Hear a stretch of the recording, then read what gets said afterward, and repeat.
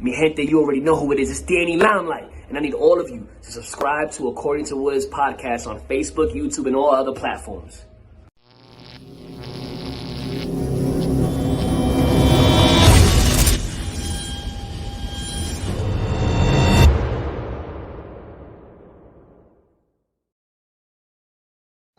What's good, party people? This is According to Woods, and I have the honor and privilege of talking to a UK-based wrestler. He is a strongman of both intellectual acumen as well as physical. He is the one and only Brady Phillips. Brady, what's going on? That is quite the intro. I've got to live up to now. But yeah, I'm all good, mate. I'm all good. Yeah, I'm so glad to have you on. I had somebody that you know pretty well. I would say you know her pretty well, but Ivy, one half of the Pretty Young Killers, and when I saw a promo of you with her on her Instagram page, and I was like, "Who is this? I need to." And they're like, "Oh no, we know each other quite well." And I was like, "Okay, Brady has to come on the show." Just say it. Yeah. She's the better part of my act. I'll say she carries the team.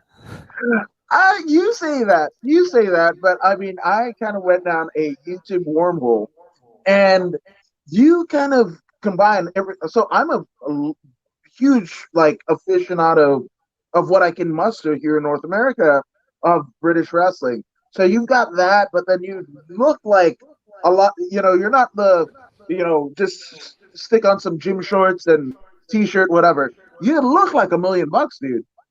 Oh, thank you very much.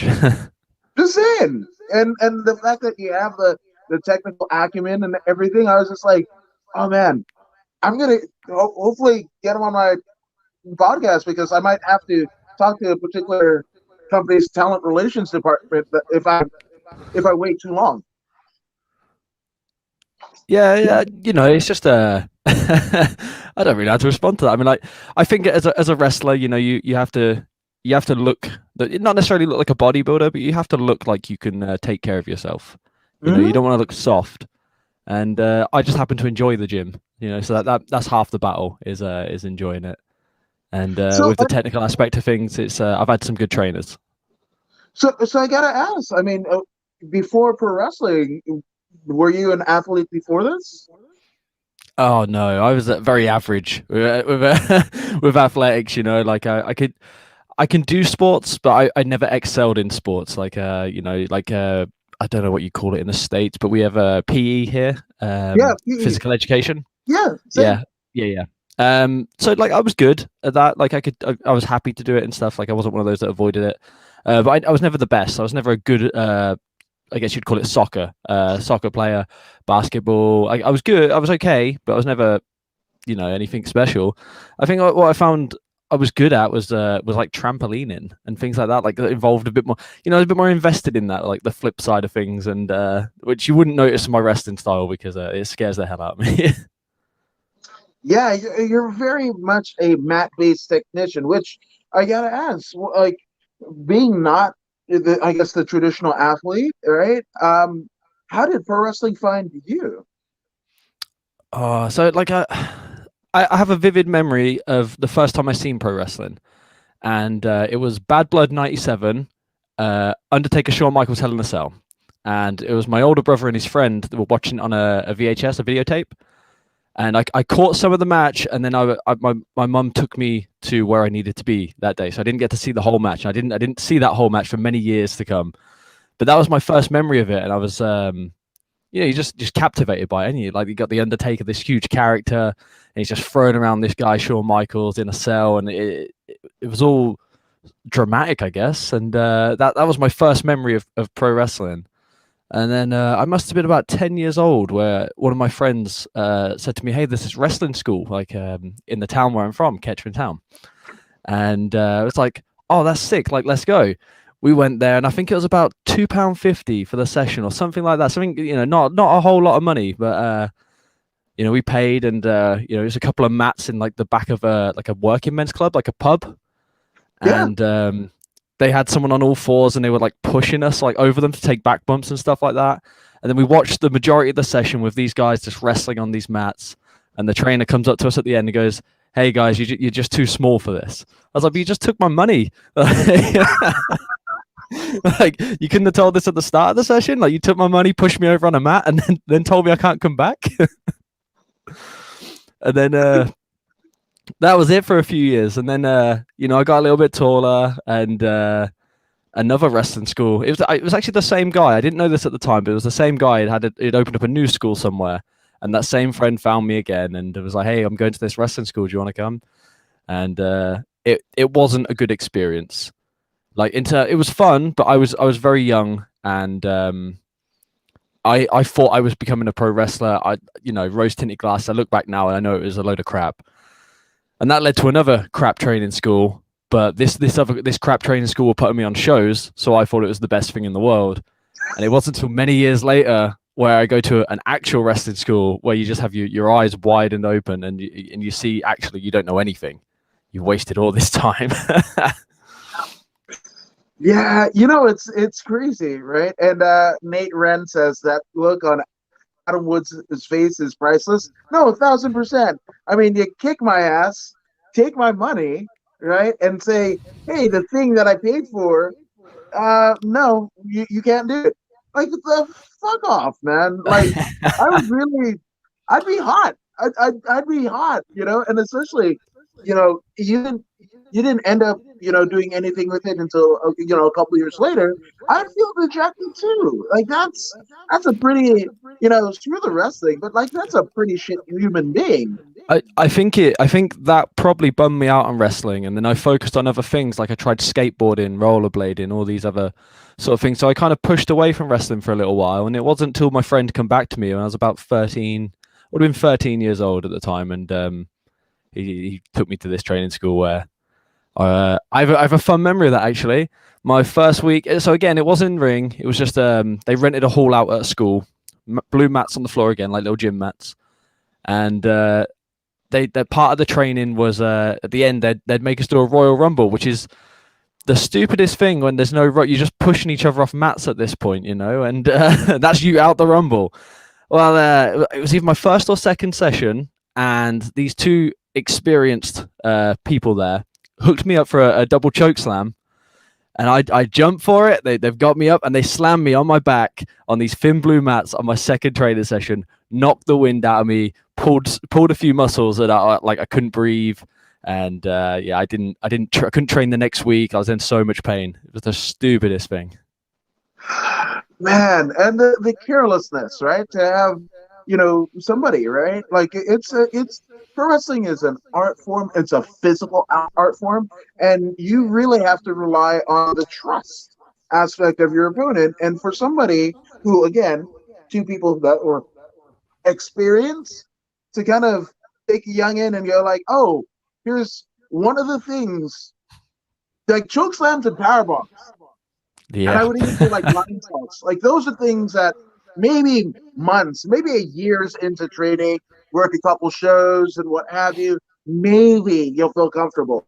Like, second training session after a long sabbatical away from the first, feeling dejected. Fuck, man. Oh yeah. But it's one of those things, like, I'm young and I think this is it. This is my road to becoming a wrestler, and it's not until you know that there's a world outside of this crap training school that, like, you don't see all the bad stuff that's happening to you. No, 100%. And Nate Grant says at Brady Phillips, crappy pro wrestling schools happen. They're everywhere. Which, I mean, Nate Grant is pretty closely intertwined with Knox Pro, Rikishi's school. So that's cool. Yeah, so you know straight away that your head trainer is somebody. He's done something and he's got credentials. I look back now and I wish I'd had that mindset of like, okay, what has my trainer done? Where is he now? And like, who is he? And that's something I think any young aspiring wrestler is that, they should look around at schools, who was the head trainer trained? What has he done or she done? And where are their students now? Because I still see like these carny wrestling schools that are just like, I don't want to say abusing people, but like they're just taking their money, we're not teaching them the right ways, and they're not progressing any further than their wrestling school. They're kept in their bubble. Which again, you don't know what you don't know until you're placed in a place where you're gonna have to know something, and you're kind of at buskies. Like you got nothing to bring to the table, or an injury happens, and then like, oh no, this is not the way that it's supposed to go. Which, it to me, it's well, one of the main things that I don't think should be glossed over. But we kind of in current times look at like Rey Mysterio, training at 16, and that's like, you started when you were a wee young lad, weren't you? Too young. I was a small 13-year-old as well. Like I was a 13-year-old that looked about 10. I wasn't a big 13-year-old at all. Like I was tiny.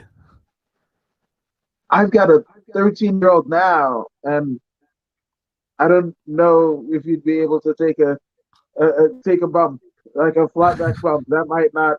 The coordination is just, as we are at that age, and the fact that you kind of went full bore into it, man.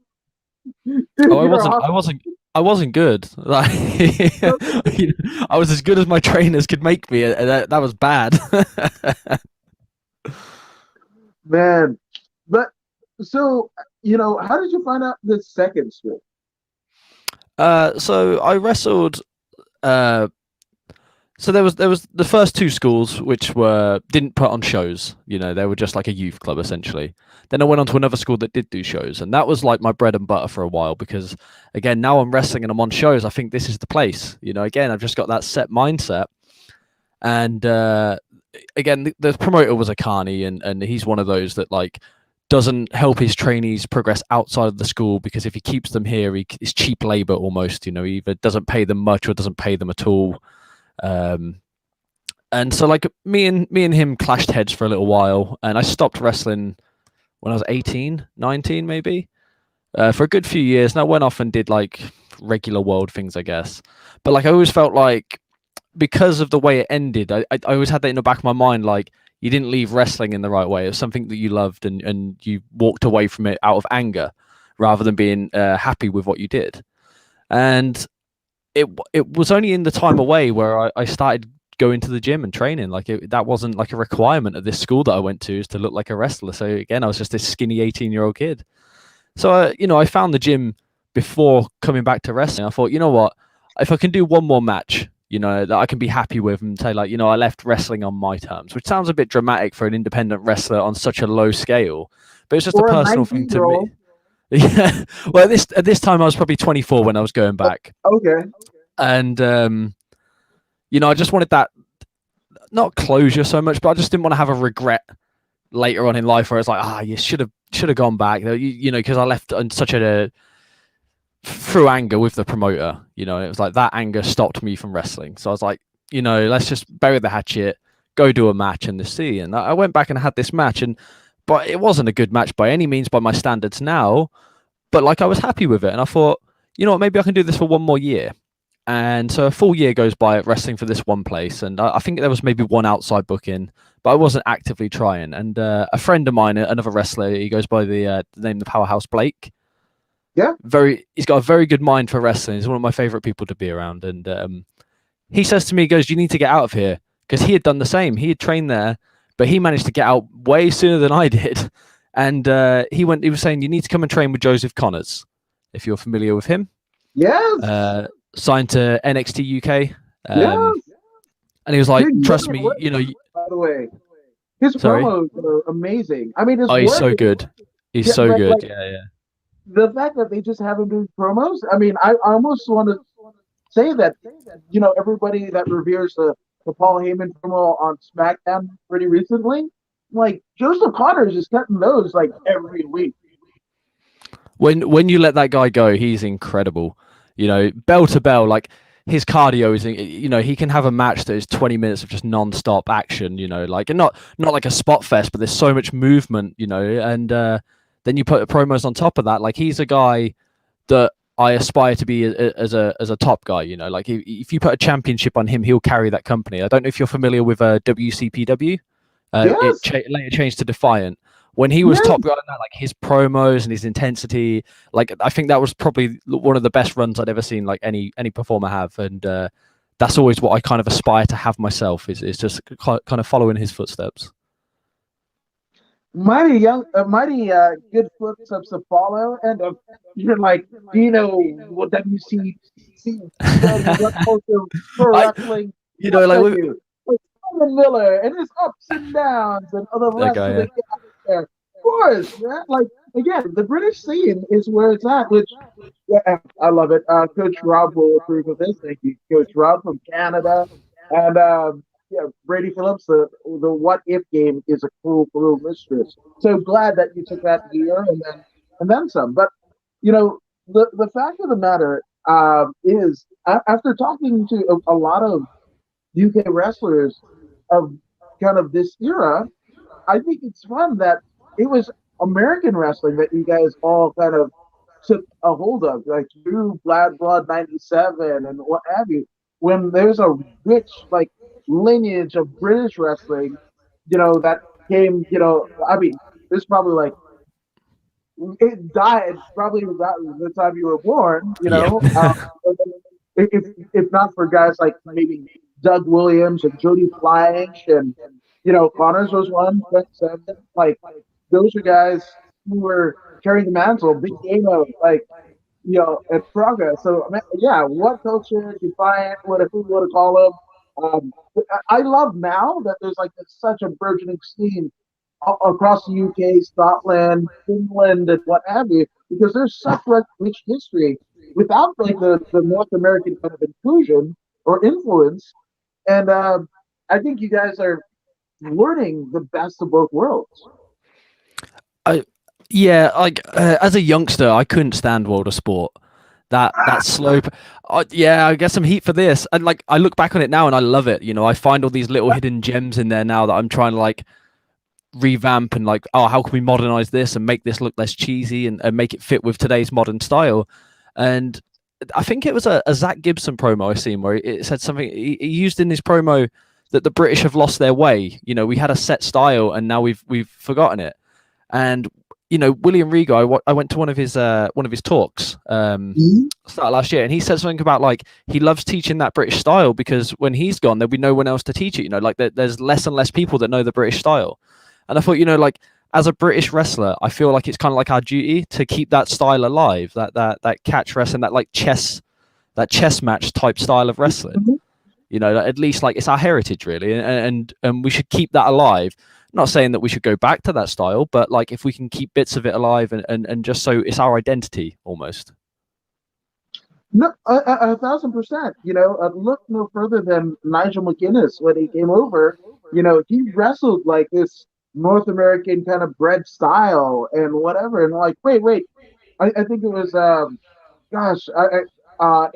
Les Thatcher, right? Les Thatcher at HWA, right? Heartland Wrestling Association when they were still part of the WWE or WWF developmental system, and they're like, whoa, like what?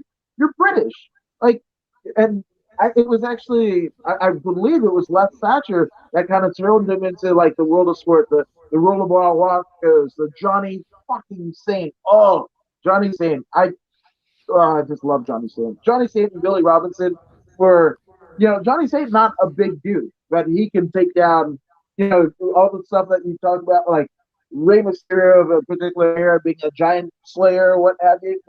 No. Just like literally, like everything that you like about Bryan Danielson, Daniel Bryan, Johnny Saint. Johnny Yes. Saint. Even Colt Cabana works Johnny Saint stuff into his matches, and I love it. But he had to kind of relearn, and it was like in Kentucky or Ohio or somewhere where the young Nigel McGuinness discovered British wrestling. Yeah, it's so I don't think it's completely lost, but I think a lot of younger talent almost bypass that to, I don't want to say like the Will Ospreay style because I don't mean that as an insult because he's an incredible performer, but like that fast paced athletic style is kind of overshadowing the base style of British wrestling almost, and you can do both. No, absolutely, absolutely. So, I mean, what was we were kind of talking about like you don't know what you don't know until you need to know, right? So, having two kind of crap training schools and um, curriculums, for the lack of a better term, right? And that's putting it pretty nicely, right? Then you get to Connors' school, right? And that's a prevailing theme of like most of the people that I reach out to, they ended up with Connors and like the world. Like there was an epiphany. Like the Heart Angels were singing once there. Not to say that it was like easy or anything like that, but they got a sense of like where the career trajectory would end up going and literally setting a stable foundation for that would partake in the rest of the career.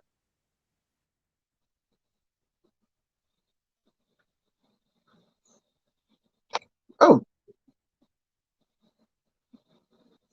I think you might have frozen there, bud. Let's see. Let's do this. So we get him back. Hmm. Yeah, looks like we're frozen here. So let me do this. Hey guys, seems like we have a connection issue with Brady Phillips, but for those who don't know, Brady is a professional wrestler out in the UK and a tremendous one at that. And man, we're talking about like British wrestling and his kind of coming up with in the school and the ideology of Joseph Connors, who could currently be seen in NXT UK for those in North America that have the Peacock Network or the WWE Network. And then the rest of the world, they don't have to suffer through the buffering problems that we do here in North America. They can still just get their WWE Network. But NXT UK is essentially the only bit of first round WWE content that I am consuming week to week. It's the easiest digestible 1 hour. It's no nonsensical storylines and everything like that. And yeah, man, it's totally good. It's totally good. But speaking of things that are totally good, um, you guys don't already know this is the According to Woods podcast where I interview a lot of different people. Some pro wrestling, some MMA, some directors and writers and artists of all types because I'm just curious to see like beyond an Instagram post or whatever who these people are. So it is out of my curiosity that I feel like if I'm wondering who these people are, maybe you guys are too.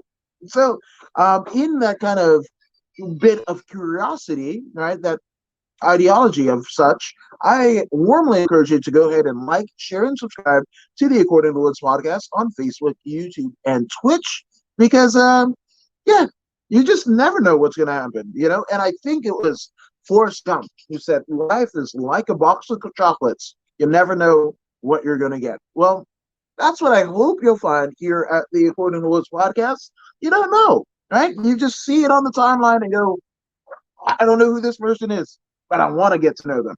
So hopefully, I'm your guy. I'm the one that is connecting you with these tremendous people. And at a time where 2020 was just the drizzling shits for a lot of people, right? Most everyone, right? 90% of the population the world over. Here, people that are doing things, right? Because we've all had to reshuffle the deck in terms of what we would expect out of life, out of everything, right? So here's people that were maybe at an impasse in their lives and careers, and they wanted to kind of switch it up a little bit or pursue the passion that they wanted to have, like a boyhood or girlhood dream. They go for it. They take it by the gusto and just go with it, right? So hopefully through their story, you kind of find what is stirring in you, right? The thing that you have trouble getting out, right? And basically hearing a story of somebody that's in a similar situation from you or as you and going like, hey, if they can do it, I can do it, right? And it could be a test in school. It could be a position at your job or whatever that you might not think that you're qualified for, whatever. Starting a business, investing in crypto, not klepto. That's different. Dogecoin to the moon. But whatever it is, hopefully you awaken to whatever that is through the stories of the people that are on here and kind of get motivated to take your life, your career to the next level. So that's what we're doing here. I'm going to go ahead and send Brady a message. Um, Apparently, he is offline.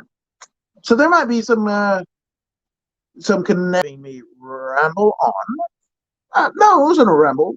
It was kind of a rant, But I'm going to log off of here and see what's going on here with Brady. But thank you guys for joining us here at Point of the Woods. And yeah, go ahead and subscribe. And if you don't believe me, well, here's my wrestler, Zeta Zang. Oh, she's not here. Oh, here she is. Hey, this is Zeta Zhang. Make sure you subscribe to According to Woods YouTube.